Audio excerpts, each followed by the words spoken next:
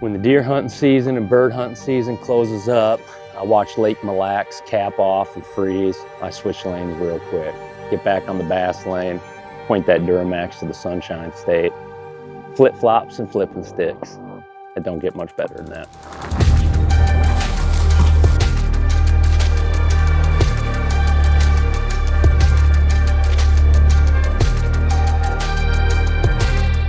We are in Florida, the Sunshine State. Spent a whole bunch of time down here over the last decade or better. Heck, I used to live in Florida for a year, bartended on the beach when I was a younger man. It was pretty good times. But now, this is what it's all about for me. I'm not big into winter. As soon as deer hunting season wraps up, I get the heck out of Minnesota. And the tournament trail just always brought us down here to the Sunshine State. To be honest with you, I'm looking for grass. Of course, we're in the state of Florida. And if I'm really being real, I'm trying not to hit wood or anything that could be on this flat right now. So just using the side imager and working my way in, trying to find some sheltered water. That's going to be number one. We're talking pre-spawn bass. They're going to want to find the warmest, cleanest water they can to set up and then also to spawn. So.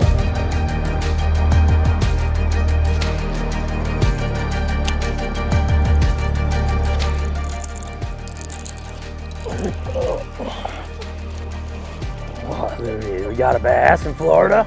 Do we got one? Not a very big one, do we? Let's start. You ready? Come on. Let's get back at it. Anglers from Minnesota can do well in the state of Florida. It's a bunch of natural lakes. Generally, throughout the rest of the United States, you're talking about reservoir fishing, impoundments, backed up rivers. Florida's got the natural lakes like Minnesota's got. It's got the vegetation. The problem when you come down to Florida is that literally everything can look really good. There we go, there we go. Get up in here. You need to know, be nice, be nice, be no. Heck yes. Now we're talking, dude. Made an adjustment right away. Got back up in here. That's a good one. Basically, dude, when I throw this swim jig, I'm putting it in four-wheel drive. Straight up putting it in four-wheel drive and just hitting any of this type of stuff. Hard to get a chatterbait through. You could probably get a spinnerbait. You could definitely flip around in here. It might just take a long time. When they're pre-spawn, they should want to bite. So, awesome. Yeah. You would never outwork me. I've been putting in overtime. You could bring a whole army. Start me at the bottom, I will climb. Run the clock. It's showtime. We gon' come alive when it's on the line. Game time. Here we go. Game time. You know it's game time. Let's go. Now we're talking, dude. Oh, me and Logan been grinding this morning. Found the wrong area. Did not have the right color at all. Now it's watercolor. Now we got some good color going. That's the key in Florida. Everything's got to be right. Everything looks good. I talked about that earlier. Everything's very target rich, but I'm gonna let this big girl go, and we're gonna keep at it.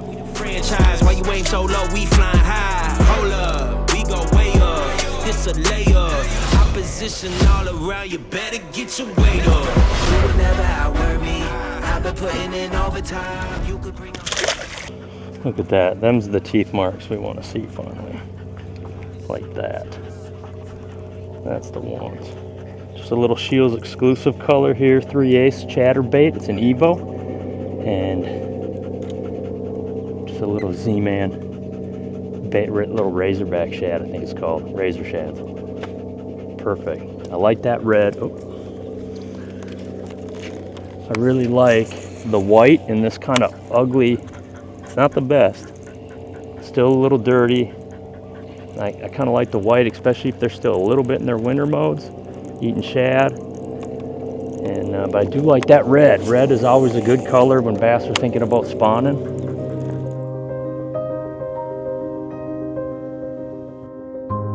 You're trying to figure out something different. It looks bassy everywhere you go, but for the general rule of thumb, I would say most of the bass live in 10-20% of the lake, and that's just something that is tough. You can move a little too slow in the state of Florida as far as finding fish, you know, locating them. But once you locate them, you generally do want to slow down. We are talking about pre-spawn. It doesn't feel like it. The days can be 80 degrees, but you actually need the water temp to drop here to get back to that 60-degree mark. If you can imagine, everywhere else in the country, for the most part, it's going to get real warm, or it's going to warm up in the spring, and then it's going to cool down in the fall.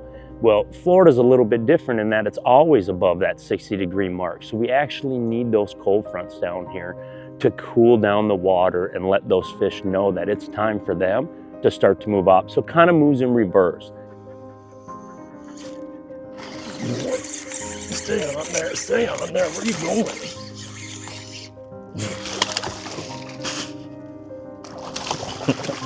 Get that one.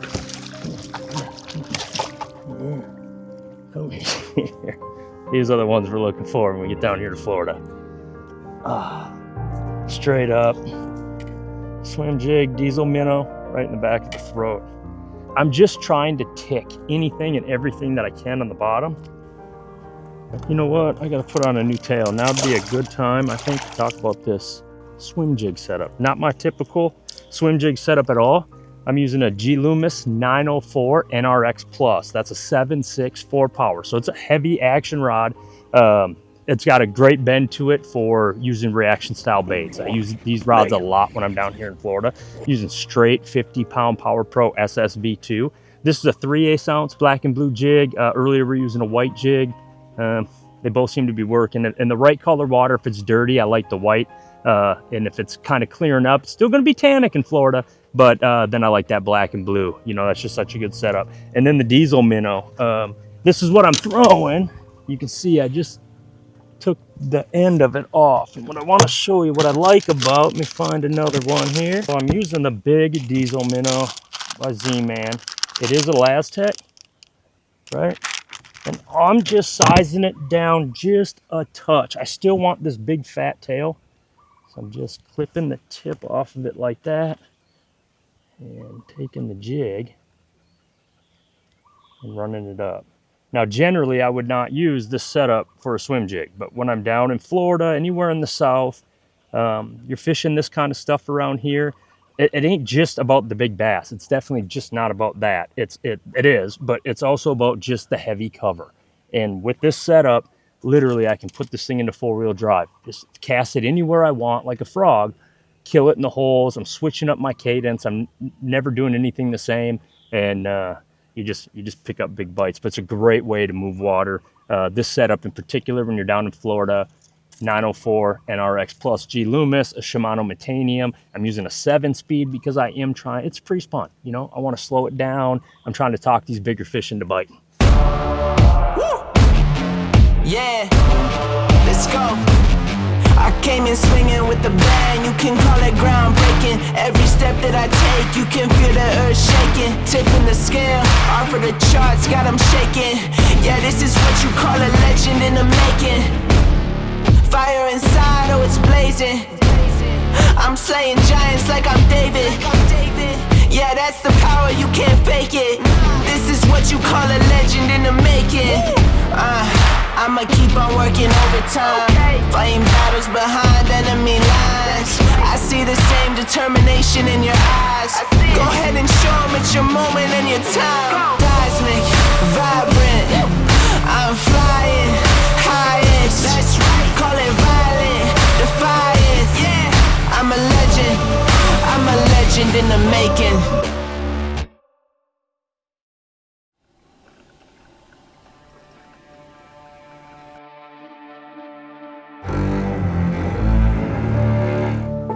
You know, in reality, I think Logan and I are starting to learn a lot shooting these videos.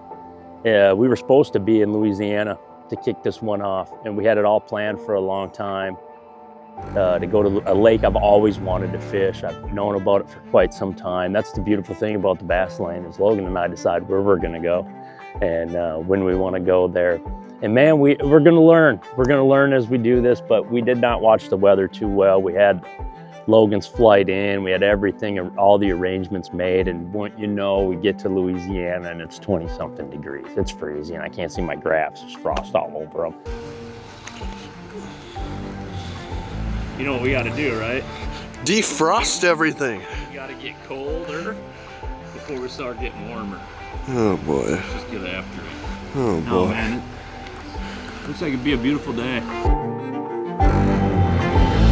Got there, you know, I'm looking for 10 pounders. That's what I'm looking for. That's why I want to go to that lake so bad. I can see them, I can't catch them. It's super duper cold. We did find a little something, throwing, sending shads and stuff down by the dam for some little ones. But definitely it was a bust. So we hurried up and just called our losses on that one.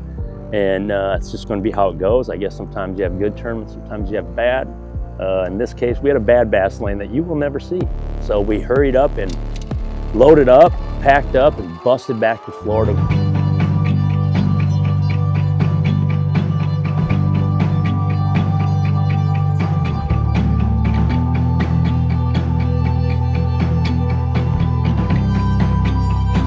Logan flies out of here, we got part of it, he comes right back. And now we're catching a warm up. Even in Florida, I got me a spinny stick ready. Things are warming up in Florida. We're talking 80 degrees every day. We got moons coming, and we went back.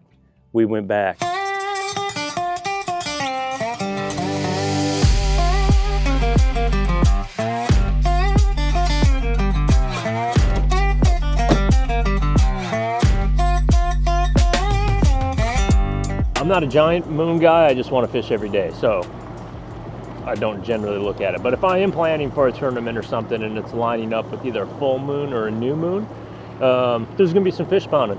There's going to be a wave of fish, especially if you're getting a warming pattern. Now, we were here when I had my guy Logan down here. It was early. I was just moving into my house down here.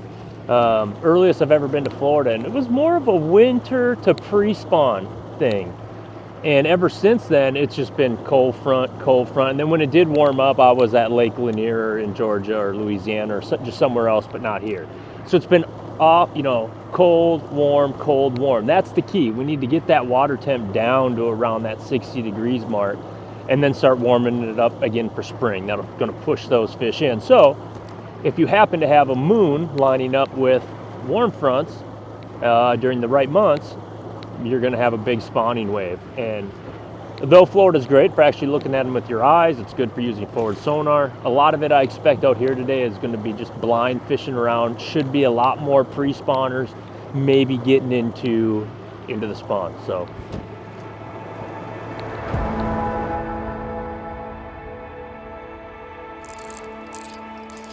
oh God, they feel good in the grass. Oh yeah, let's get.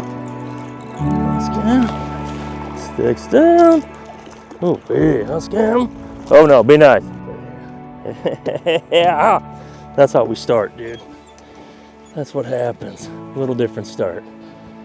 Same type of deal. Ooh, that just fell out of there. Same type of deal.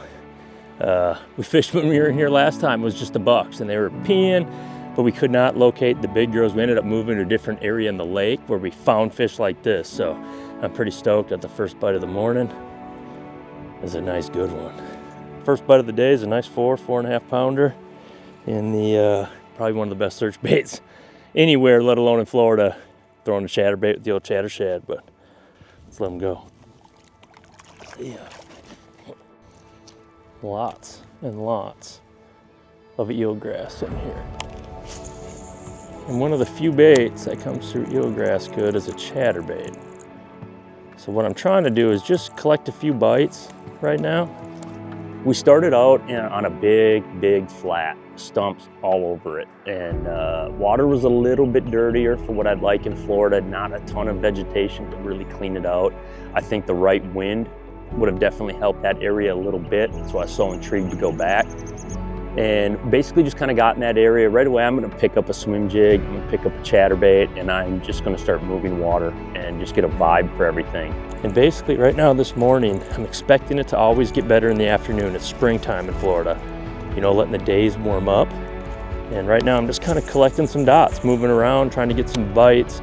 Maybe You can drop the raptors then and try to get a couple more from that area. If I don't, just leave a waypoint and maybe check it out later.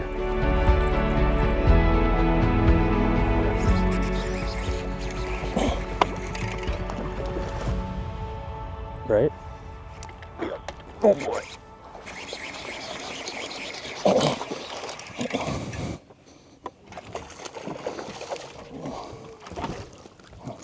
I got it, Scamp, I got it. Got me another one. That one, again, isolated cover. Can you see that little stump right there? We got a bunch of them. A lot of these are just old orange groves or farmland. And another one, I don't see this one's not peeing as much, but. You catch a small one and he's peeing, that means that that fish is spawning. So you know that the females are coming and going into that area. With the weather and things get right, they're gonna set up to spawn.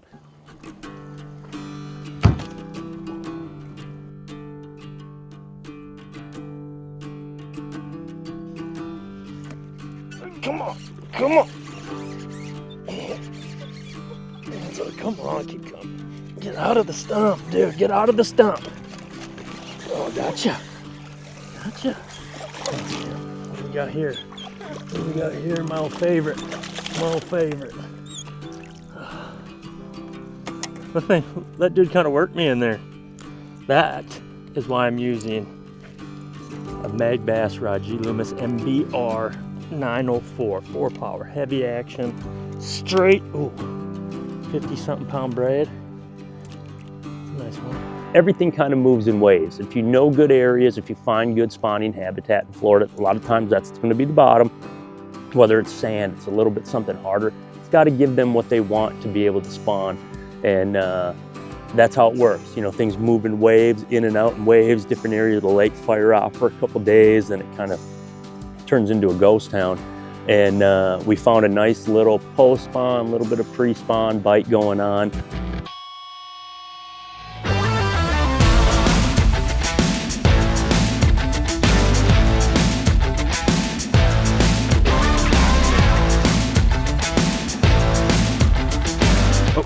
Oh boy, that's what I'm talking about, dude.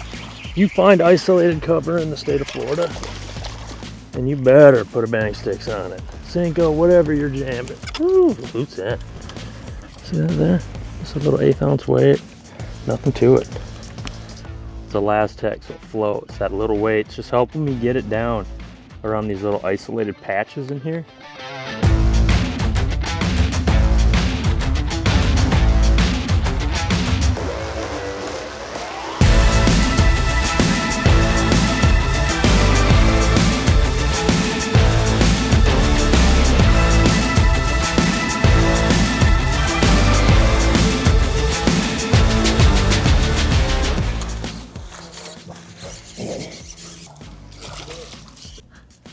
Stick with the swim jig, it'll get those bites. Not a bad one. Just literally killed it in this hole right here. Came across. That's the beautiful thing about a swim jig and straight braid. You put your bait where you want it to go. And that kind of, you know, kind of slowed down a little bit, bite here, bite there. Slid to the outside, picked up the chatterbait, and started just kind of slow rolling it through whatever stalks and stuff I could on the outside, trying to pick a clean cast and just kind of maneuver it through there, ricocheting that off of stuff, killing it. And as soon as it would hit a stalk and come off it, boom, I'd get those bites. That helped me right away figure out what those fish were doing, how those fish were staging.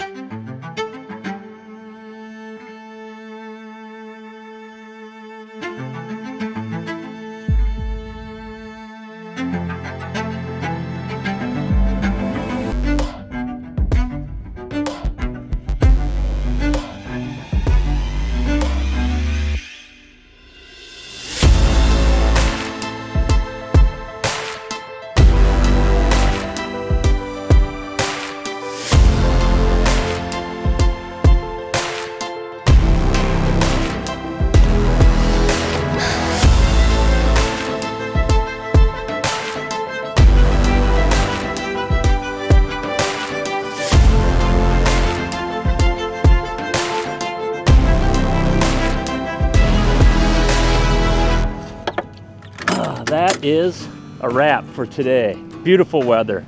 I absolutely love Florida this time of year. February, where I'm from, it's freezing cold. I'm not a nice fisherman. This is what I do. Got a little sunburn today. Caught a lot of nice bass.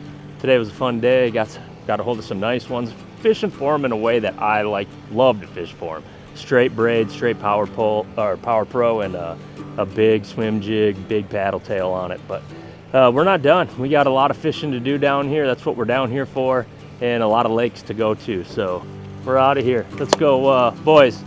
Steaks. Got my boy Andy here. Came and helped out with the camera boat today. He's chilling in Florida with me. Logan, you guys earned it. Steak. Maybe a cold beverage.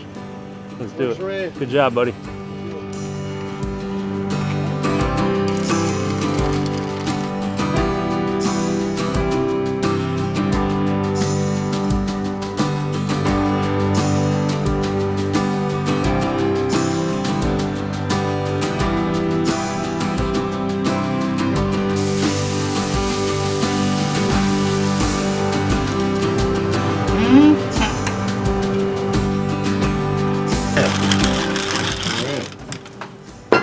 Just a fun trip, and that's kind of what it's all about now with the Bass Lane is we're fishing a lot, and at the same time trying to stop smelling roses every now and then. Just go out there and do something. You know, it brings a ton of pressure. I didn't think it would, but the Bass Lane still brings a bunch of pressure, just like tournament fishing did. I treat them the same.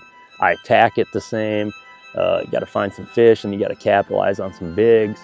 You got to do it all and get it all done, and so it can be a little bit stressful in just making sure we're getting the stuff that everyone wants to see and that Logan and I are trying to put together. But then at the same time, to be able to go out ocean fishing like that offshore and catching all kinds of weird stuff, puffer back, just don't even know what you're gonna catch, but you basically drop down and catch. When you're with Jeremy, you catch them. So.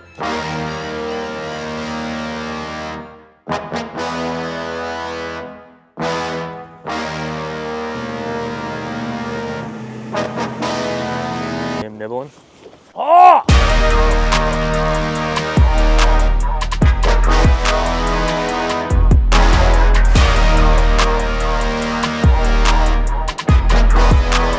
Go get him in here! That might be one of the bigger hogs we've ever caught. It's a trigger.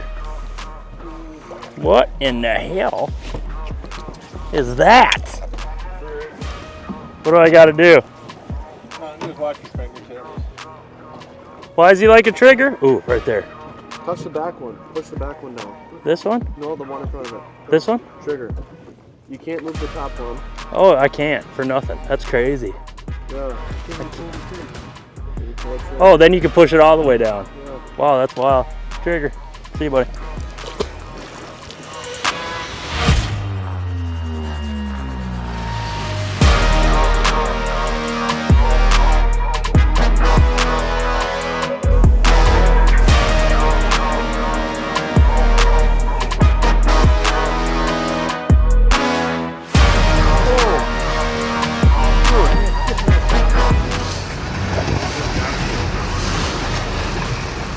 Josh, some weird looking bass, huh? That's incredible, man. That's really rad.